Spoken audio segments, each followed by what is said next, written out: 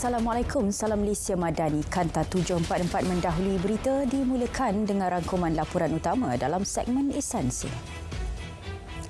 Suspek yang melepaskan tembakan di Balai Ketibaan Lapangan Terbang KLIA telah ditahan di Kota Baru, Kelantan hari ini. Perkara tersebut disahkan Ketua Polis Negara. Suspek berusia 38 tahun itu ditahan kira-kira pukul 3 petang tadi. Dalam pada itu, Pengarah Jabatan Siasatan Jenayah memaklumkan suspek kini sedang disoal siasat dan akan direman pada esok. Orang ramai tidak perlu bimbang dengan tahap keselamatan di semua pintu masuk negara termasuk di lapangan terbang antarabangsa. Jaminan itu diberikan KDN susulan kejadian tembakan di KLIA 1 pada Ahad. Timbalan menterinya berkata semua agensi keselamatan di bawah KDN sentiasa berusaha mempertingkatkan tahap kawalan keselamatan di semua lokasi. Jelasnya, PDRM terbukti berjaya menangani kes seumpama yang pernah berlaku sebelum ini. Dalam pada itu, setakat hari ini sebanyak 11 keterangan saksi kejadian telah ambil susulan kes tembak di KLIA. Ketua Polis Selangor memaklumkan beberapa saksi lagi akan dipanggil melibatkan ahli keluarga dan rakan perniagaan. Sementara itu, pihaknya juga mencadangkan agar pihak lapangan terbang mengadakan pengimbas agar pengesanan awal dapat dilakukan terutama terhadap orang awam yang membawa barangan terlarang seperti mercun dan senjata api.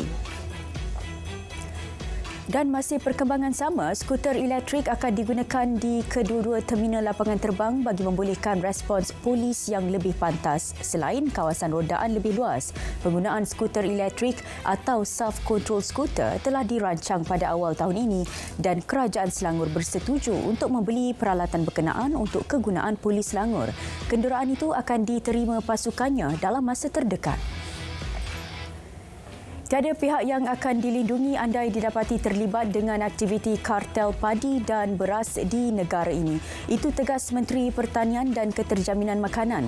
Dalam masa sama, pihak kementerian itu juga sentiasa bersedia menyalurkan maklumat kepada Suruhanjaya Persaingan Malaysia MyCC bagi menyiasat kewujudan kartel dalam ekonomi negara. 3,038 buah sekolah di seluruh negara diklasifikasikan sebagai sekolah kurang murid SKM pada tahun ini. Justru KPM merangka beberapa strategi bagi menangani isu itu di bawah inisiatif pelaksanaan Pelan Hala 7 SKM. Menurut Timbalan Menteri Pendidikan, ia termasuk pelaksanaan kelas bercantum dengan pengajaran dan pembelajaran pelbagai grade serta penggabungan SKM selain pemindahan atau penempatan semula SKM dan pengekalan SKM atas keperluan. Kandungan iklan dan penjualan produk gula-gula ginseng Kinju Ginseng Candy di platform e-dagang diarahkan untuk dipadam. Arahan tersebut dikeluarkan oleh Kementerian Kesihatan Malaysia susulan produk tersebut dikesan mengandungi tadalafil. Menurut KKM, penggunaan tadalafil tanpa pengawasan doktor boleh menyebabkan kesan kesihatan serius seperti kehilangan penglihatan dan pendengaran, penurunan tekanan darah mendadak selain memberi kesan terhadap sistem kardiovaskular.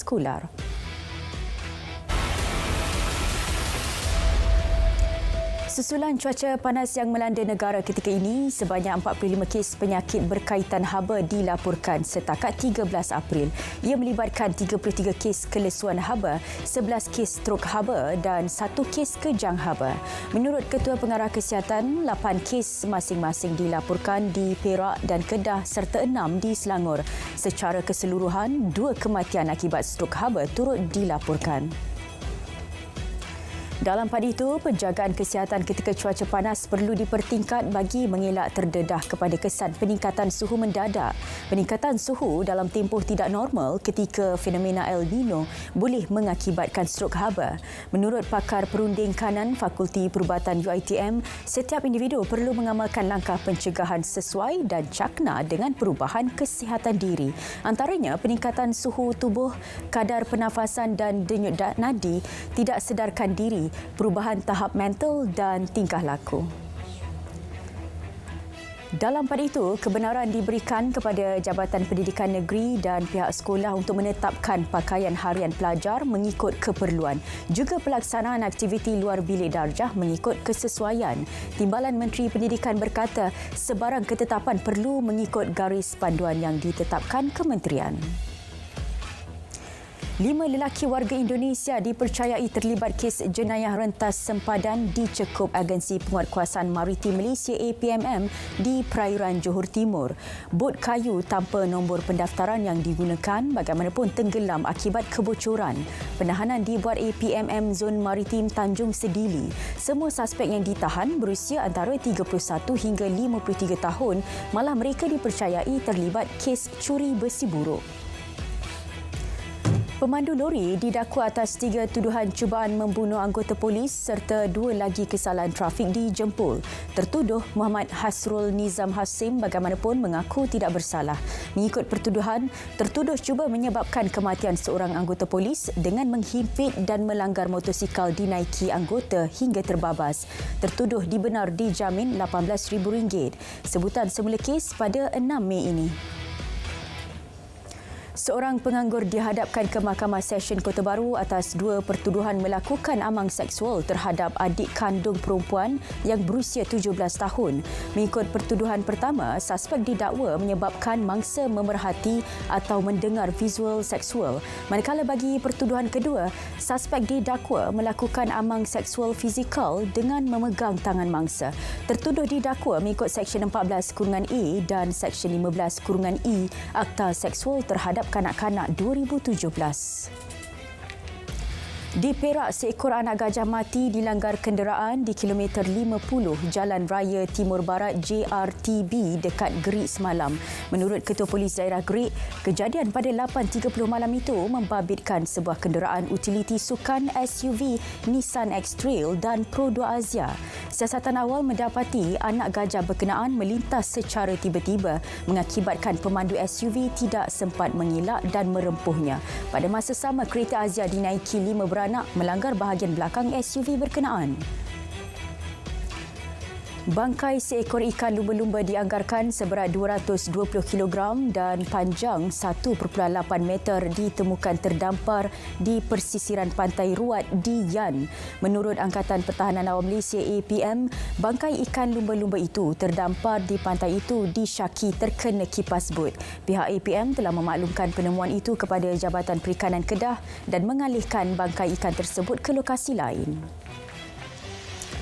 Kupang di Port Dickson masih tidak selamat untuk dimakan dan larangan penjualannya kepada pengusaha atau nelayan masih dilaksanakan.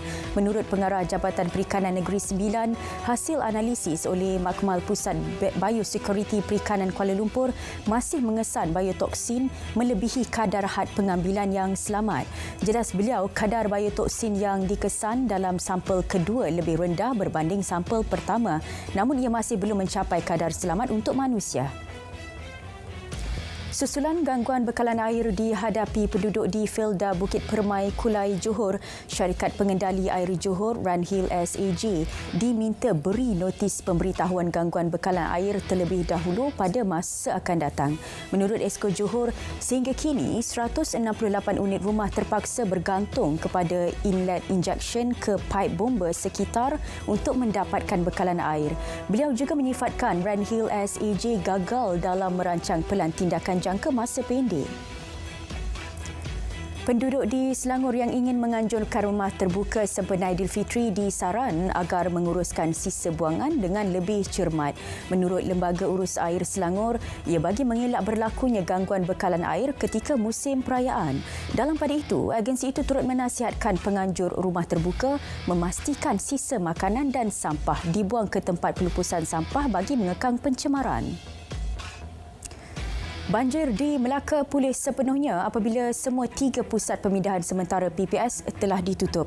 Penduduk terjejas juga sudah pulang ke kediaman masing-masing. Menurut Sekretariat Jawatankuasa Pengurusan Bencana Negeri Melaka, PPS terakhir ditutup ialah PPS Balai Raya Bukit Balai di Alur Gajah. Banjir di Melaka pada semalam menjejaskan sebanyak 11 kawasan di Melaka Tengah dan Alur Gajah. Bagi memastikan pasaran kewangan Malaysia kekal teratur dan terus berfungsi secara cekap, Bank Negara Malaysia BNM bersedia menggunakan instrumen yang ada. BNM menerusi kenyataan berkata, operasi pasaran BNM akan memastikan mudah tunai yang memadai serta pasaran pertukaran asing berfungsi secara teratur. Ia sekaligus akan bertindak dengan bijaksana bagi memperkukuh kestabilan ekonomi dan kewangan negara. Ekonomi Asia Pasifik APEC dan global dijangka menerima kesan riak daripada harga minyak lebih tinggi sekiranya ketegangan di Asia Barat terus berlanjutan. Moody's Analytics menjelaskan konflik Iran-Israel telah menyebabkan minyak mentah West Texas Intermediate didagangkan antara $85 setung dan $90 setung. Harga minyak boleh mencecah sehingga $100 setung seandainya negara haram Israel melakukan serangan balas dan menyebabkan ketegangan semakin memuncak. Proses bidaan pembelian bekalan daripada sistem bekalan Malaysia untuk disalur ke Singapura bakal dibuka. Transaksi dibuat menerusi platform Energy Exchange Malaysia yang baru ditubuh.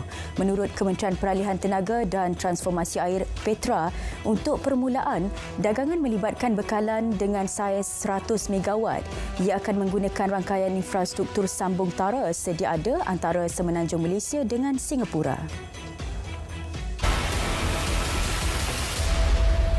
Angka kematian rakyat Palestin meningkat kepada 33,729 orang. Dalam tempoh 24 jam lalu, serangan tentera Zionis telah mengorbankan 43 orang dan mencederakan 62 yang lain. Jumlah keseluruhan yang cedera juga meningkat kepada 76,371 orang.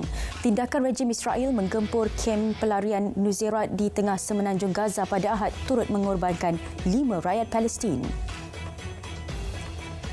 Tentera Zionis melakukan 16 pembunuhan beramai-ramai sehari secara purata di Semenanjung Gaza. Angka itu dicatat dalam serangan yang berlarutan lebih 6 bulan. Tentera Israel telah melakukan 2,973 pembunuhan beramai-ramai di wilayah tersebut sejak 7 Oktober lalu. Sepanjang serangan kejam berkenaan, 14,560 kanak-kanak dan 9,582 wanita maut. Iran menggunakan hak sedia ada dengan bertindak balas terhadap serangan dilakukan Israel. Demikian tegas wakil Iran ke PBB, Amir Said Iravani kepada Majlis Keselamatan.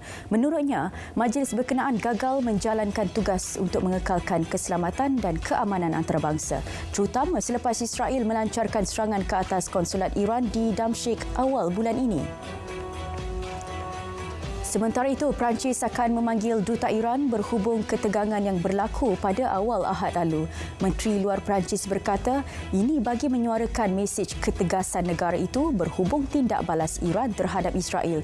Serangan negara haram ke atas Iran pada 1 April lalu mengorbankan sekurang-kurangnya 7 staf Kor Pengawal Revolusi Iran termasuk 2 jeneral utama. Seorang wanita warga Cina yang belajar di Australia antara 6 yang maut dalam kejadian amok dan tikam di sebuah pusat beli belah di Sydney pada Sabtu. Yi Xuan Cheng, 27 tahun, merupakan mangsa terakhir dikenal pasti dalam serangan tersebut. Dalam pada itu, pihak berkuasa Australia mengesahkan suspek seorang lelaki berusia 40 tahun disahkan mempunyai masalah sakit mental. Perdana Menteri Singapura Lee Hsien Loong bakal menyerahkan kuasa kepada penggantinya Lawrence Wong pada 15 Mei. Dalam satu kenyataan yang disiarkan di laman web pejabat Perdana Menteri, Lee menyifatkan peralihan kepimpinan itu sebagai detik penting. Lee, anak sulung Perdana Menteri pertama Singapura Lee Kuan Yew, memegang jawatan itu pada 2004 ketika berusia 52 tahun. Wong, 51 tahun, kini merupakan timbalan Perdana Menteri dan Menteri Keuangan Singapura. Di Indonesia, sekurang-kurangnya 19 maut selepas insiden tanah runtuh di 2 buah kampung dekat Tanah Toraja, Sulawesi Selatan, manakala 2 lagi dilaporkan hilang. Daripada jumlah berkenaan, 4 meninggal dunia di Selatan Makali dan 15 lagi di Perkampungan Makali.